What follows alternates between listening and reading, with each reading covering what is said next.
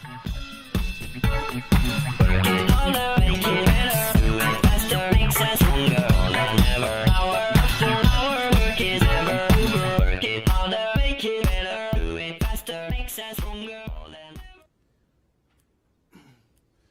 I'm Clint Bowler.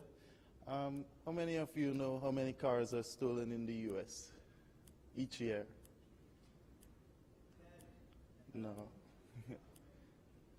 Well, there are over 700,000 cars stolen each year in the U.S. So there's a high possibility that someone here might get their car stolen.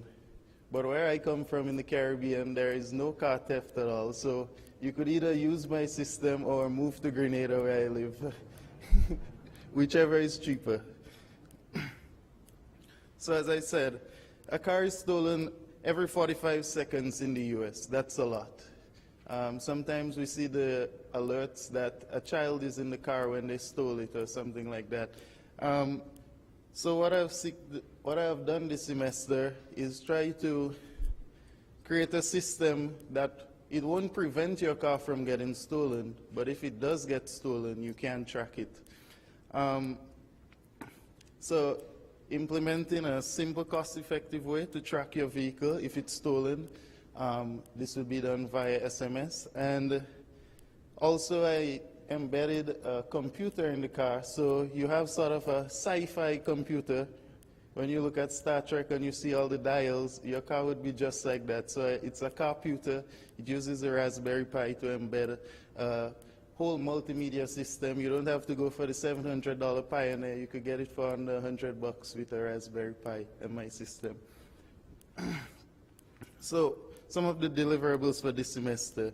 Build a cheap but effective global car tracking system. This uses GPS. I'll go more in depth in that.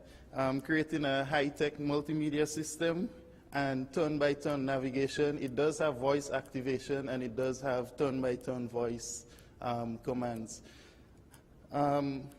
Also, for one of the aspects of the project was exporting it to the cloud so you could log where the car has been and have a database set up of your car's movement throughout the day or a month or a year. So for the car tracking system, one of the things I used was the Ardunio Uno.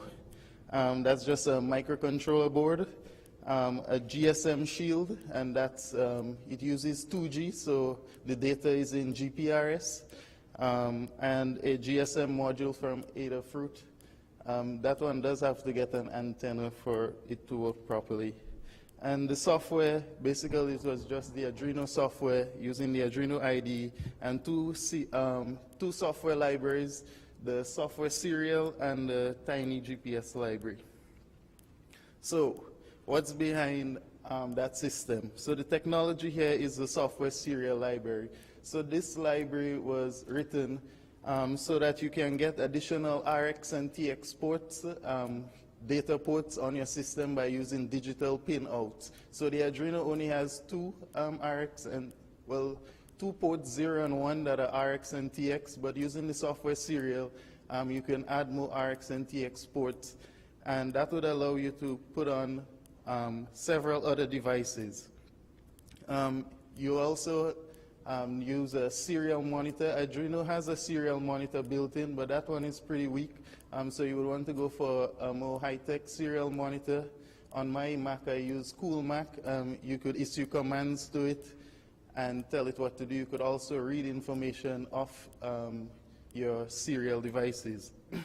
And the tiny GPS library provided by Adafruit, the company who made the GPS, and that would allow you to get latitude, longitude, speed, height above sea level, altitude, stuff like that from the Ardunio code. So one of the things I noticed when I was doing this project is the fact that you can fully automate your car keyless. You don't have to do anything. You text to do everything on your car. I'll have a demo after of what you can do with texting the car. So text messages can be used to control whatever features you want. Once you can get inside the computer of your car, you're pretty much set. Each car would be different, but the Ardunio would be able to control everything on your car, from headlights to the horn, starting and stopping the engine. Whatever your mind tells you want to do on the car, once the ECU controls it, you can control it too via text. Now for the tracking part, when you have, like, somebody steals your car, you probably want to stop the engine, but you probably don't want to stop it while they're driving 100 miles an hour on the highway. So I put a little bit of code in there so that once the GPS detects speed, it won't shut the engine off, but you do have the option. As you see the engine on, that just means engine on. In the digital world, 1 is on, 0 is off, so engine 1 means engine on. So you could text that to your car to get the engine started. You could also text the car for location. So I have an example here. You could set any password that you want. It's embedded in the code, but right now we're going to say, find me. So whatever the car's number is, whatever the SIM card's number is, you text it, find me, and it will text you back after a couple minutes the current location via SMS. So it will tell you the latitude and the longitude, and you can then use the latitude and the longitude, plug that into Google Maps, and you will get exactly where your car is sitting at that point in time. Now, I took it a step further using the Amazon cloud, launched it with a Ubuntu server instance, and using Plone and Zope, which are basically MySQL adapters that would port information that is stored from the GPS and the GSM module and the GPRS module in a MySQL database. That would then get ported to the web page, and then I run Java in the back end of it to update the web page. So you could see Google would drop pins ever so often. So if you have it set for every minute, Google will drop a pin every minute on their Google Maps API version 3. So you could see exactly where the car is going without even texting it. So I just put a little back information there on Plone and Zope. So it's just a database adapter, so it just bridges the gap between the database and your web page server, and it uses the MySQL platform to do that. Now for the multimedia system. So this system will sit on your car's dashboard. You could probably remove your stock deck and just pop that in there. So I use the Raspberry Pi B+, but the B also does work. A 7-inch touchscreen module and a 7-inch touchscreen module and an LCD 7 inches and a USB GPS module. The software, the operating system that it runs on is Raspbian. Then on Raspbian, I ran 2 programs, Navit and XMBC. Navit is the navigation software. XBMC is the media center.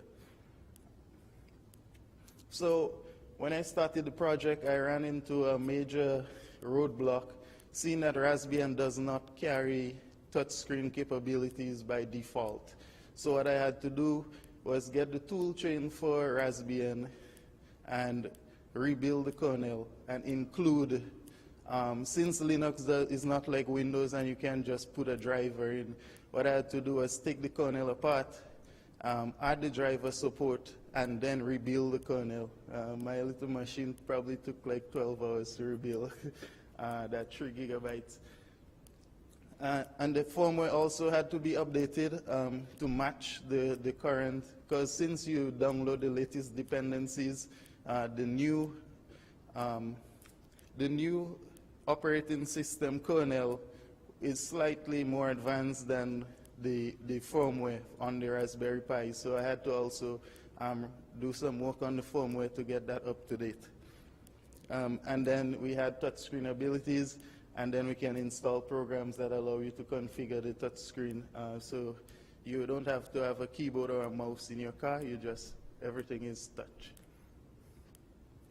On Navit, After you install Raspbian, then you put Navit on there. Navit is an open source software for navigation. They do for Windows, they do for Linux, they do for Mac.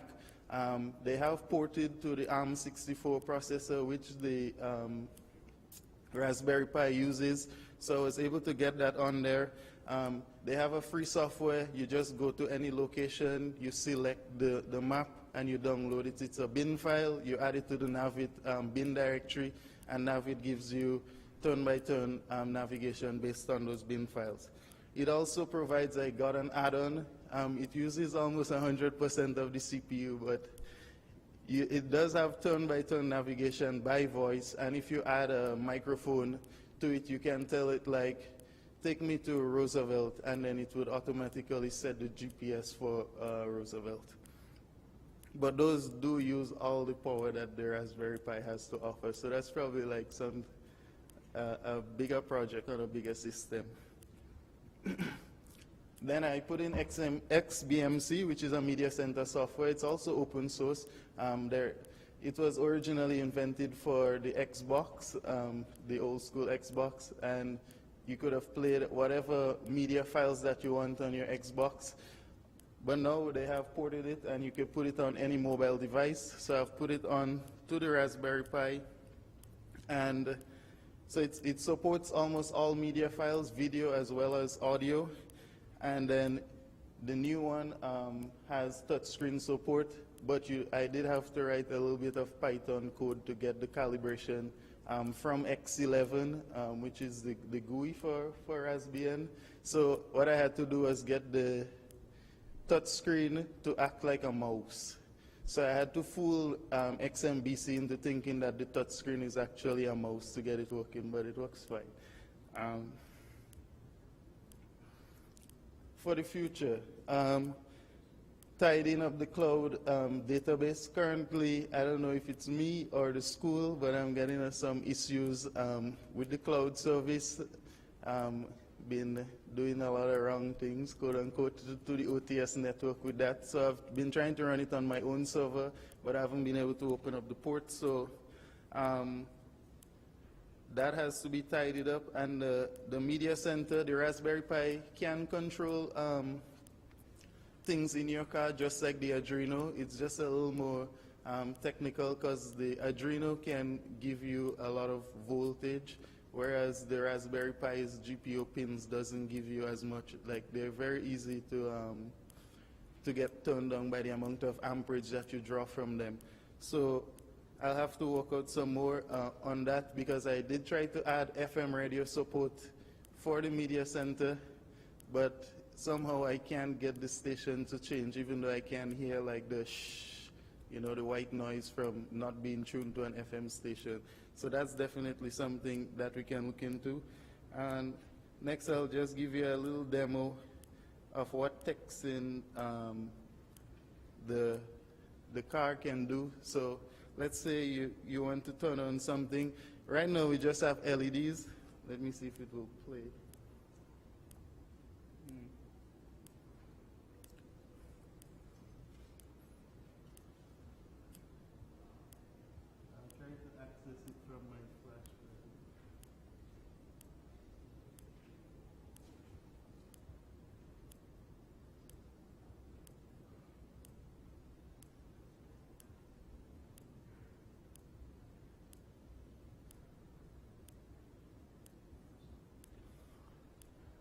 Okay.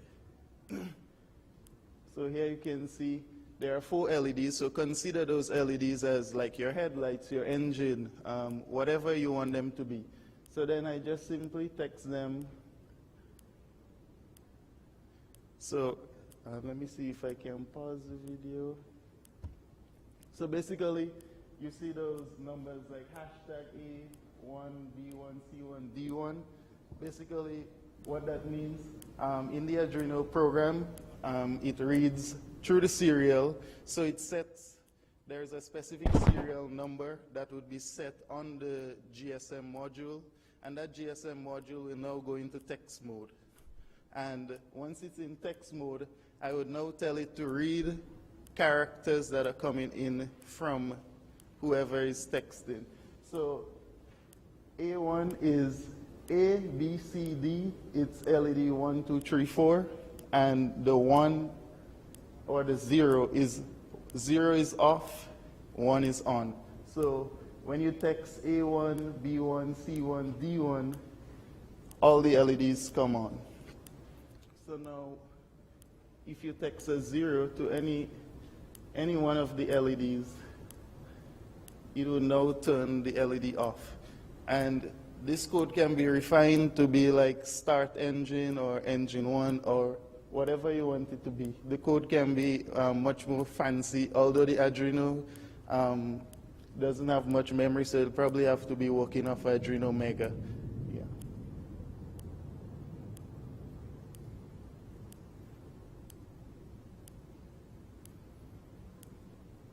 Yeah. So basically, you could control whatever you want to on your car. Most times, it's just controlling a relay, like your starting motor, or putting on your headlights, so that the Ardunio doesn't actually get like a power surge from the car, because the Ardunio is 5 volts and the car is 12 volts. So most of the stuff will be running through relays, but that's a basic demo of what techs in the car can actually do for you. And that's the end of my presentation. Make it better, faster, makes us stronger.